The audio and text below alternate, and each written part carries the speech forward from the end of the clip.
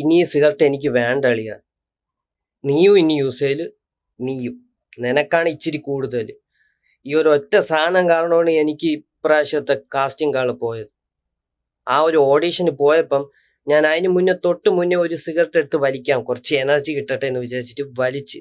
എന്നിട്ട് അകത്ത് കയറിയ സമയത്ത് ഞാൻ ഒരുപാട് ചുമച്ച്. ശ്വാസമൊന്നും എടുക്കാൻ പറ്റില്ല, ചത്തുപോകുമെന്ന് വിചാരിച്ചു. ആ ഒരു നിമിഷമായിരുന്നു. ഞാൻ എന്നെ തന്നെ ശപിച്ചളിയ സത്യമായിട്ടും. അതോടെ ഞാൻ തീരുമാനിച്ചാണ് ഇനി മുന്നോട്ട് ഈ സാധനം യൂസ് ചെയ്യൂല എന്നുള്ളത്. വെറുതെ എന്തിനാണ് നമ്മൾ കാലന്മാർക്ക് ഒരു വഴി ഒരുക്കി കൊടുക്കുന്നത്? നിന്റെയൊക്കെ അനിയന്മാരെ ഞാൻ വലിക്കുന്ന കണ്ടിട്ടുണ്ട്.